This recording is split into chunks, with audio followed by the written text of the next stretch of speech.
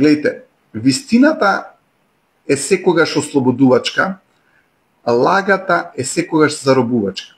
Уште еднаш. Вистината е ослободувачка, а лагата е заробувачка. Ајде нека биде тоа мотото на овој лайф. Поради тоа што кога човекот ја доживува вистината, вистината прави работите да ги едноставно човекот да се ослободи од нешто. Ајде да кажеме, имате кавга на некоја. И кога некој човек ќе ви каже вистината, дури некојаш и да боли, е ослободувачка. Но кога има некоја манипулација, кога има некоја скриена игра, тогаш никогаш не се чувствуваме убаво, иако ние не ја знаеме вистината, не е изнесена на виделина. Навидом изгледа дека нас ништо не боли, не сме повредени, но самото тоа што во релацијата помеѓу двајца луѓе има некоја скриена лага, само по себе прави некој тип на атмосфера која што не е најдобра. Видете, кога ќе дојдете во некоја ситуација каде што имате некој човек кој што лаже, или имате некој човек кој што негира дека нешто сторил, а можеби стварно го сторил, тогаш во таа ситуација кога има таа лага, има еден тип на манипулација, има еден тип на скриена контрола, има еден тип на вознемиреност во енергијата која што не ја чувствуваме драстично да не заболи, ама се чувствува во атмосферата таа енергија и сигурен сум дека не морам ни да ви го објаснам, ова сигурен сум дека секој од вас го има видено, го има почувствувано на своја кожа и знае за што зборувам. Сега, кога имате ситуација каде што имате некој човек можеби кој што не ја кажува вистината. Затоа што гледате, ако човек ја каже вистината, он е храбар. Може да ја носи последицата, окей, ама барем ја изнел вистината на виделина, поради тоа што гледате, кога некого лажете, тогаш другиот човек го ставате во неубава ситуација поради тоа што човекот не знае што да чувства, не знае што да мисли и можеби го насочувате во погрешен правец кој што не е најдобар за него. Сега, ако човекот собере храброст и ја каже вистината, тогаш тој човек кој што ќе ја каже целосната вистина, обично, кога човек ќе каже целосната вистина и кога ќе превземе одговорност за целосната вистина, вистински да преземе одговорност за целосната вистина, тој човек нема да ви направи грижа на совест за било што. Но често пати грижа на совест прават луѓе кои што не превземеле одговорност за нешто за кое што го сгрешиле, се уште не се способни целосно се соочат со нивниот дел од негативната креација и поради тоа што се уште има некој тип на лага. Може би они кажале полувистина, може кажале полувистина, не е целата вистина, не е све.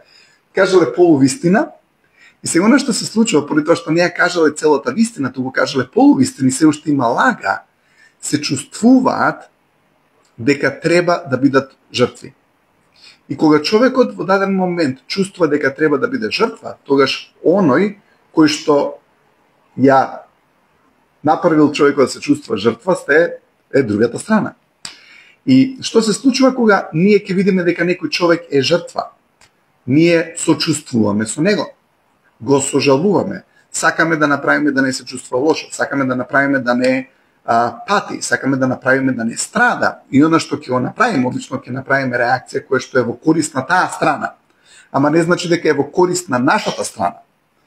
Сега, доколку имате ситуација каде што имате некој човек кој што не ја кажува целата вистина и во тој момент кога не ја кажува целата вистина и не ја презема целата одговорност за настанатата ситуација во која што тој е учесник, тогаш тој за да се спаси од ситуацијата, да се спаси, од мисли дека се спасува, не се спасува. Луѓе, никој не се спасува од сопствената лага. Нештото кое што ве тоне е лагите, нечестните гестови, неубавите акции кон другите луѓе кои што едноставно ги крие човекот и така натаму. Тоа е тоа што го тоне човекот. Вистината никогаш нема да ве потоне. Вистината привидно ќе ве потоне. Привидно. И ова запамтете го. Вистината привидно ќе ве потоне и после тоа ќе направите отскок во вашиот живот. Она што сигурно ве тоне се ако сте во манипулативна или некој тип на даден тип на релација во која што полека ја нема целата вистина и она што се случува поради тоа што ја нема целата вистина, човекот почнува да тоне, оде надоле. Гледате, ја не викам дека сите од нас сме светци и дека никој од нас не е сгрешил. Јас само сакам да кажам дека кога човекот користи лага, он го затемнува просторот не само околу себе, него просторот на луѓето кои што се инволвирани не сакајќи во дадена лага. Поради тоа што лагата не е живот. Лагата е отсуство на живот, затоа што е нешто кое што е целосно спротивно на нашата душа. Ние како битие, како душа имаме етика, чест, морал, од тоа сме изградени како битија. И во моментот кога нема тоа да го форсираме, или нема тоа да го промовираме, или нема тоа, со тоа да живееме, тогаш ние стануваме помалку душа. Ние стануваме помалку свесни, ние стануваме помалку одговорни. Ама човек, ако превземе одговорност, дури и да ја каже вистината, иако не е најдобра, тој човек ќе оди нагоре. Поради тоа што лагата, невистината и неодговорноста го тоне секој човек. И кога имате човек кој што не е одговорен и кој што се уште не ја кажува целата вистина, тој ќе има тенденција во дадена ситуација да се однесува како жртва во ситуацијата која што тој ја има искрирано или таа ја има искрирано во случајот. И затоа не е добро човекот да не ја каже целата вистина. Поради тоа што ако човекот ја обелодени целата вистина, он го нема товарот. Имате луѓе кои што лажат махинално. Имате луѓе кои што се научени да лажат. Он ќе излаже било што. Го прашате зошто лажеш, не знае ни зошто лаже. Едноставно лаже. Но гледайте, кога на луѓето лажењето веќе не им представува проблем. Тие отишле дебело во некој погрешен пат на неетика и неморал, каде што више неетиката и неморалот не ги пече, не ја пече нивната совест. Знаете, сите ние имаме еден тип на инструмент мерен, а тоа се вика етика и морал. Тоа сме ние. Тоа е медниот инструмент на нас како битија. И во моментот кога ќе скршнеме од етиката и моралот, и ако не ја предземеме одговорноста, тој мерен инструмент повеќе не почнува да прекинува, го расипуваме тој мерен инструмент. А што е мерен инструмент? Да те заболи ако излажеш.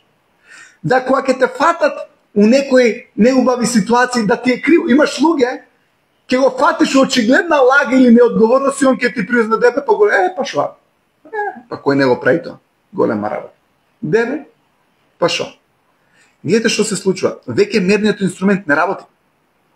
Поради тоа што човекот го расипал својот мерен инструмент, поради тоа што за да го држиме тој мерен инструмент наречен етика, морал, човечност, исправност, праведност, ние мора да превземеме одговорност која работите нема да испаднат како што треба.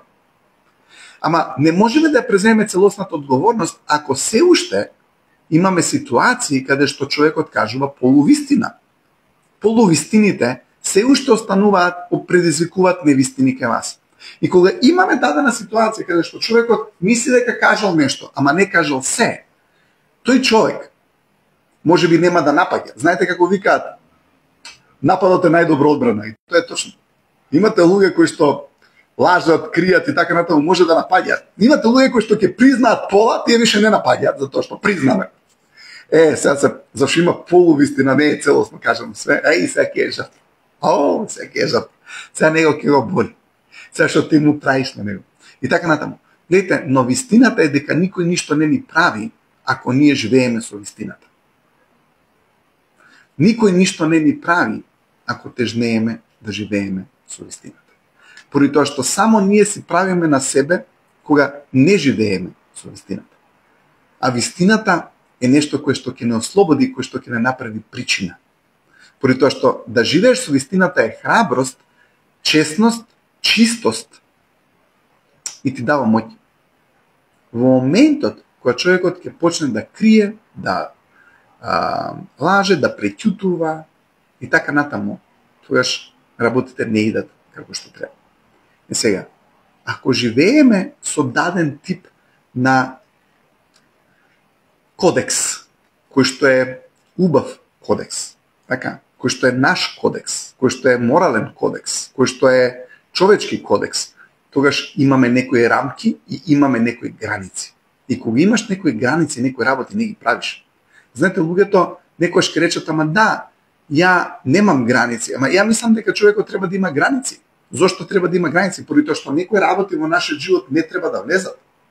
Не можеме ние да ги оправдаме цело време негативните работи. Колку повеќе човекот ги оправдува негативните работи, повеќе ги прифаќа негативните работи. Сега, да не бегам од темата, кога имате ситуација каде што некој човек е жртва, ама гледате дека он е се уште кривиот, он направил нешто кое што е грешно, он направил нешто кое што е каде што е крив, и сега он е жртва на нештото, тогаш констатирај дека тој човек се уште има да работи на бивањето чист, храбар, да продолжи да превземе одговорност за нештото, поради тоа што фактички не е исчистено се. И кога ќе излезе да се исчисти се и да се превземе целосна одговорност, никој човек не може да биде жртва. Не може да биде жртва. Не зборам за жртва у смисол на имаме жртви од немили настани. Не зборам за таков тип на жртва. Сега зборам за жртва кој што смислено оди со концепт да биде жртва за да биде сожалуван. За тој тип на жртва зборувам сега, нели? Затоа што тој е концепт, тој е смислена работа. Видите, не зборам жртва каде што некој не смислил да биде жртва. Човек кој што не смислил да биде жртва не е жртва. Сега зборувам за човек кој што смислил да биде жртва. За тоа зборувам.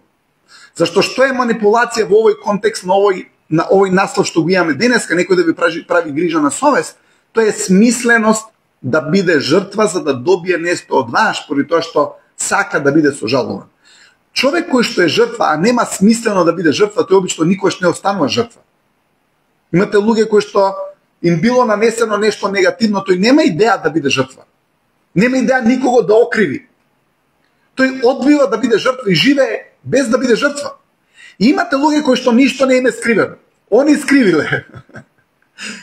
Сега според тоа што не може да преземат одговорноста на тоа што го направиле. Гледате, он смислено добива идеја како да ја добие вашата благонаклонетост, бивајќи жртва, за да побуди сочувство од вас како емоција. Ама тоа не му годи на него, поради тоа што човекот кој што смислено оди во релација да биде жртва, тој човек никогаш нема да има точната точка на гледиште кон вас, затоа што секогаш ќе има даден тип можеби на страф од вас, а нема потреба да има страф од вас, ама он има страф од вас поради тоа што и некојаш ви сгрешил. И кога луѓето ќе ни сгрешат и кога сакаат да бидат жртва, тие стварно имаат страф од нас. Ама тој нијен страф не поврзано со нас. Знаете, имате дадени ситуации каде што имате манипулација, некој човек не ви збори ако не направите нешто што он сака вие да направите. Па зар тоа исто така не е грижа на совест? Тој не ви збори. Гледате, тој е контрола, не ви збори. Ќути. Што викаат американците, the silent treatment го добиваш. Ќути. Ама он пак е жртва. Само што е љута жртва. Имате тажна жртва. Имате исплашена жртва. Ама имате и вакви љути жртви. Он не ти прави муабет на тебе. Што сака со тоа што не ти прави муабет и каже? Смени го твојот став или ја ќе проложам да бидам жртва затоа што ти си ме повредил мене. И се ти поради тоа што си добар човек. Знаете, неките души секојаш се зимаат многу работи на душа. Тие луѓе кои што се по цело време љути, тие ништо не се зимаат на душа. Ама најлесно е да го контролираш човек кој што све се зима на душа. Затоа што тој човек не отфрла. А што треба да отфрли во овој момент? Треба да отфрли манипулативност, треба да отфрли даден тип на акција која што прави да ви се смени вас расположението кон некој човек. И ја да ви кажам една работа. Кој да ви сгрешил, продолжете да го сакате. Зашто само така ќе излезете од негативната релација со него. Ако почнете да го мразите, ако почнете да, не знам, што и да имате негативни емоции кон него, вие сте вплеткани во пајажината на односот и релацијата со него. Така, затоа што секоја емоција која што е љутина, антагонизам, без кон некој човек, вие сте вплеткани во таа релација се уште. А луѓето опростуваат баш за да се ослободат од некоја релација каде што можеби има дадена ситуација каде што не е најдобро за тој човек. Сега кога имате ситуација од овој тип, да некој постојано даден тип на енергија, дека е жртва, дека вие сте сгрешиле, го прави, за да вие направите нешто во нивна полза, имете го на ум ова. Дали тоа ќе подобри релацијата или дали тоа ќе ве ослободи вас. Поради тоа што ако влезете во таа игра, повторно сте емотивно поврзани. Единственото нешто што може да биде манипулирано е емоција. единственото нешто кое што може да биде манипулирано е емоција. Има еден многу убав слоган, изрека од филозофот Хабард, вели look, don't think. Look, don't think. Гледај, немој да мислиш. Поради тоа што гледате што се случува, емотивноста кон вас прави да почнете да мислите и да премислувате, па да се колебате, па да се сомневате, па да мислиш вака, онака и така натаму. Но ако гледаш, гледањето е разум. Гледањето никогаш не греши. Она што може да сгреши е преголема емотивност, преголемо размислување, ама гледање и обзервирање никогаш не може да сгреши. Зошто? Например, вас ви е полесно да му помогнете на некој човек кој што се наоѓа во емотивна ситуација. Зошто ми е мене лесно да помогнам на луѓе кои што се во емотивна ситуација? И тоа го правам со луѓето. Зошто ми е лесно? Поради тоа што ја не сум инволвирана во нивната ситуација. Ако не сте ви инволвирани во таа ситуација, вие гледате. Ама човек кој што е најблиско до некоја емотивна ситуација, он не гледа. Он е емотивен. И кога станува преемотивен, он почнува премногу да размислува. А кога премногу размислува, почнува со тие мисли да тригедува даден тип на дополнителни емоции, кои што може да се грижа на совест, сочувство, сожалување и така натаму, и човекот презема акција која што можеби не е најразумна. Но ако седите од страна и гледате, работите обично ќе ги направите аналитично, без преголема емоција. Ајде да речем имате дадена ситуација каде што имате некој неодговорен човек во фамилијата. Тоа е вртлок на неодговорноста. Бам, бам, бам, бам, бам, вртлок. Што и да прави? Сака да му помогнат кој? Најблиските. Кој прво трча да му помогне? Мама, тато, тие што најмногу го сакаат. И тие никад не успеваат да го помогнат. Зошто? Поради тоа што влагаат емотивно. Не влагаат со разум. Сега он ќе сноси последици. Немој да сноси последици, он. Зашто он да сноси последици? Но гледате, ти ќе го спасиш еднаш од него, ќе го спасиш 2 пати од него, 3 пати од него. Не можеш од него да го спасиш. Зашто? Единствениот кој што може да се спаси од себе е он. И сега кој емотивно ќе скокнат луѓето, тој вртлок на неодговорноста, да го спасуваат, они први влагаат вртлокот на неодговорноста. Да ви дадам друг пример. Тоа е како некој кој што е целосно неодговорен. Пропаднал ужива кал. Сега, кога пропаднал ужива кал, вие му викате, еве ти стап, излези од калот, он ти вика, не бе, дојди од позади, гурни ме, надвор, направи ми индијанка, да излезам ја од живата кал. Така ќе ми помогнеш. Па ти си влегол у живата кал. Па ти па со индијанка ќе му помагаш на него да излезе он од живата кал. Наместо кога ќе видиш дека си му го фрлил јажето, он те тегна на кај него, свикаш, повели. Повели. Знаете, многу е важно да му помогнете на некој човек што се дави и тоне.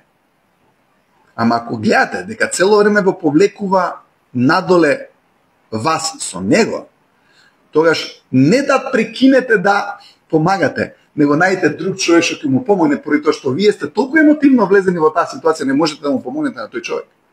Викнете некој кој што не е емотивно поврзан со тој човек, ќе ви даде многу подобар совет.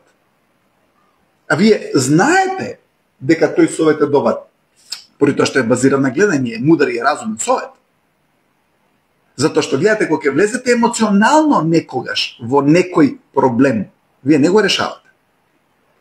Кога го решаваш, кога ќе почнеш да гледаш со разум, а разумот е гледање, разумот не е мислење. Гледате затоа што многу често имате overthinking, мислење, стравови, едно, друго, трето, многу активност, ама најголем бол тоа се глупости.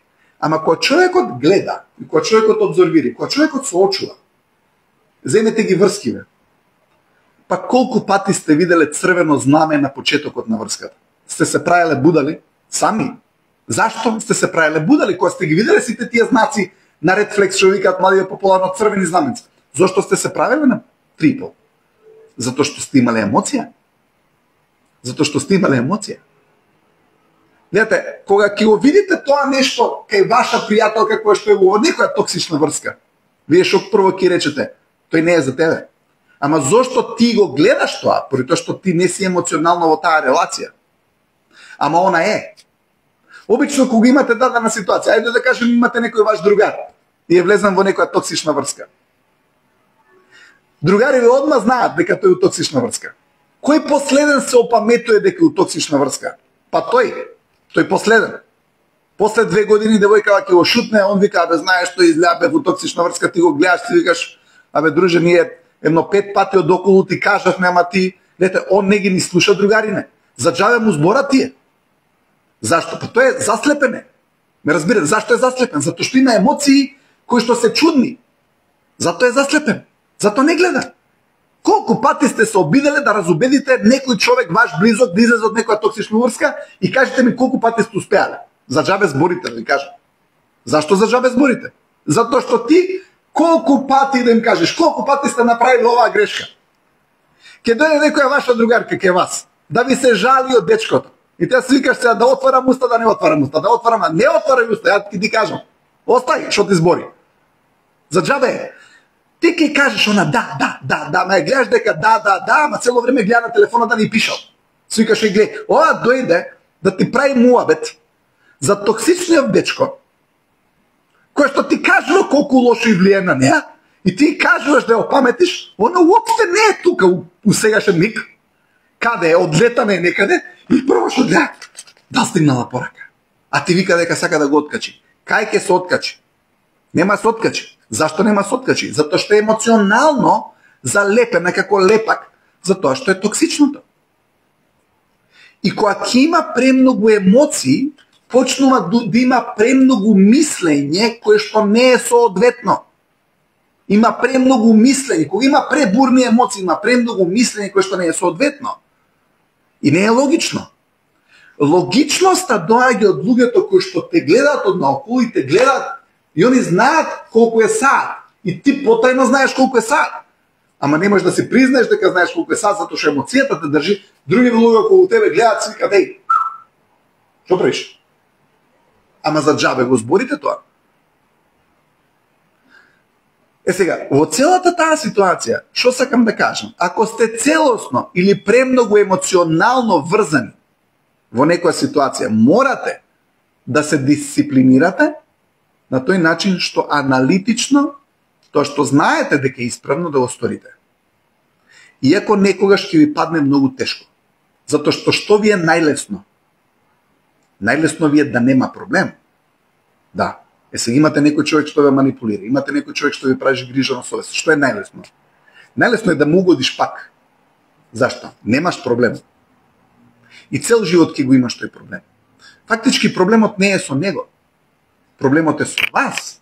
Зошто одлучувате да паднете на таа игра и да ве повлече во емотивноста. Леле, ај да нема проблем. Да нема проблем. Да не се секирам, да не мислам. Па тој не мисли. Да мислеше немаше да го направи сето тоа, нема да го направи тој проблем, и таа немаше да го направи сето тоа. Ама сега вие имате ситуација каде што, пори тоа што сте премногу емотивно поврзани, да нема проблем, да не сгрешите, да не страда никој. Ке страдаш ти. Луѓе ќе ви кажам една работа, кога човекот кој што направил грешка, сам ќе се одлучи да си пострада, и тоа е праведно. Затоа што гледате, ајде да ви кажам пример. Кога ќе влезете у погрешен воз, замислете вие сте сакале да одите на кај Белград. Ама сте влегле во воз. Мислиш дека идеш до некај Белград? И си влегол во воз и прва станица е Велес. Втора станица е Неготина. Трета станица Демир Капија. Што сваќаш? Си го утнал возов. У погрешен воз си. Ама затоа што ти убаво купето, замислете сега е зима, си викаш, ама јас знам дека сум погрешен воз. Ама кој ќе иде сега пешки до Скопје? Па може би не морам јас за некој Белград, што па вика барам у Белград, видиш што е убаво века. Добро, наредна станица Солун. Наредна станица Катерини. После тоа е Лариса.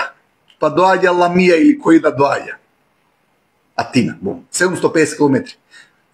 Атина е преубав град, го обожавам. Мојот омилен град, еден од омилените. Ама сакам да кажам, ако ти секаш да тренеш да кај Белград. Си влегол у воз кој што не иду у правилна насока.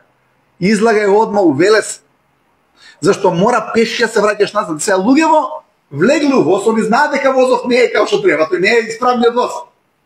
Абе луѓе, боле у Неготино излези одма. Ама нема да те собере сега такси, нема такси, нема тато мама те земат. Немаш ли автобус?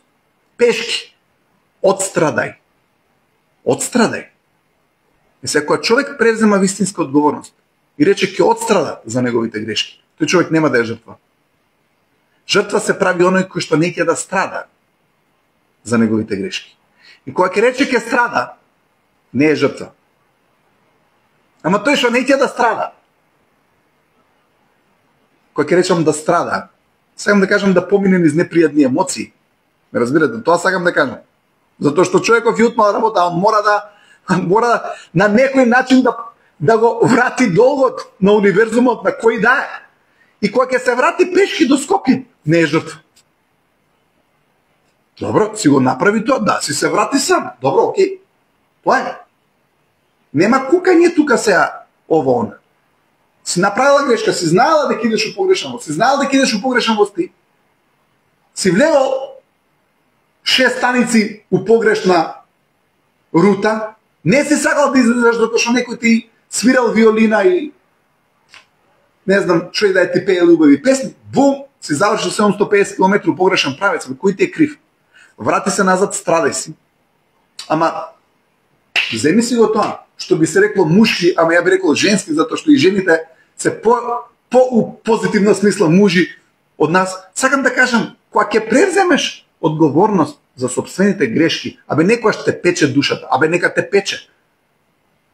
Зошто не сакаш да те пече? Што е проблем? Отстради го тоа. Па не е убаво, Ја не викам дека е убаво. Ама кога ќе речеш, ќе го поминам се ова тешко. Тоа е како у теретан, идеш, тешко ти, ама знаеш дека после тоа имаш кејф. Е така и вака.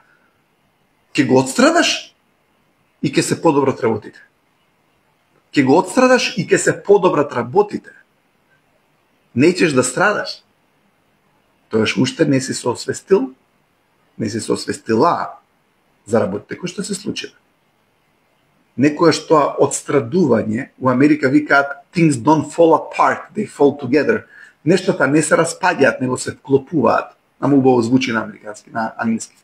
Things don't fall apart, they fall together. Нештата не се распаѓаат, тие се составуваат, но некогаш поминува преку даден тип на страдање. Прифати го и никој нема да е жртва. Се додека не ќеш, ќе биде жртва. Ама кога ти ќе си го одбереш тој пат, да речеш окей, ќе опоминам овој пат, затоа што сум јутнала работава. Знаете дека и патот не е тежок. Ама човекот кога бега од одговорноста, и многу често одговорноста не е најлесна, луѓе. Затоа не ја зимаат луѓето. Затоа не ја зимаат, затоа што не е најлесна одговорноста. А уствари е лесна затоа што кога ќе ја земеш е убаво и лесно. На крај е лесно. Океј, ама вие мора да изберете да ја преземете одговорноста. Никој не може да ви ја наметне. Има убав цитат од филозофот Хавард дека мојта на одговорноста е се уште мојта на изборот е се уште над одговорноста. Мојта на изборот, што значи ја треба да одберам да бидам одговорен. Не може никој да те наметне да бидеш одговорен. Треба да е твоја желба и твоја волност да делуваш одговорно и да делуваш во однос на најголемо добро за луѓето и за сите живи нешта или работите околу тебе. И кога ќе почнеш да делуваш на тој одговорен начин, животот е стварно многу лесен. Тежок е кога не си одговорен. И за тоа е таа тежина која што мора да ја поминеш пак кога стануваш одговорен од неодговорност. Затоа што си бил одговорен, си направил неодговорност, си направил тежина. Не на тебе само, не на други луѓе си направил тежина. Се од одговорноста си кршно, си направил тежина, се си тука неодговорен. Е се мора се вратиш низ тежината што си искрирал. Едноставно. Ама ако не се вратиш низ тежината што си искрирал, нема ни да сватиш што си искрирал. Ме разбирате? И тогаш кога ќе се вратиш на одговорноста е многу поубаво. Поради тоа што тогаш се враќаш свесен. Гледате, кога човекот ќе презема одговорноста, секојаш му се враќа убавото гледиште за околината, затоа што сваѓа што сгрешил. Ако сакате некој човек да ви се врати или да ве гледа убаво светро, мора да направите или мора да зборите со него, мора да го оцирате или мора нешто тој да направи, да ја превземе вистински одговорноста, затоа што кога ќе превземе одговорност и кога ќе го испржи таа неодговорност што е направил, тек тогаш му се враќа убавата гледка за вас. Ама ако тој направи неодговорност, не ја превзема одговорноста, ја избегна одговорноста и не го запече неодговорноста, тој никад нема да го смени гледиштето за вас. Нема да го врати убавото гледиште за вас. Поради тоа што ви сгрешил, па ќе ве гледа бетер, понеубаво. Океј? Така да, ајде да го вратам пак цитатот од филозофот Хабард, вика look, don't think, гледај, не мисли. Гледајте, многу често луѓето се научени да мислат цело време, а не гледаат. Обзервирај и тоа што го гледаш, не си го негирај себе си, поради тоа што после тоа треба да го изодиш патот кој што е патот на нешто кое што е неодговорност, поради тоа што секој човек кој што гледа и прави работи спротивно на тоа што го гледа, на крај треба да ја преземе одговорноста за тоа што не си бил доследен на својот интегритет да го гледа тоа што го гледа. Имајте убава вечер, за многу години празник се гледаме повторно во петок. Чао!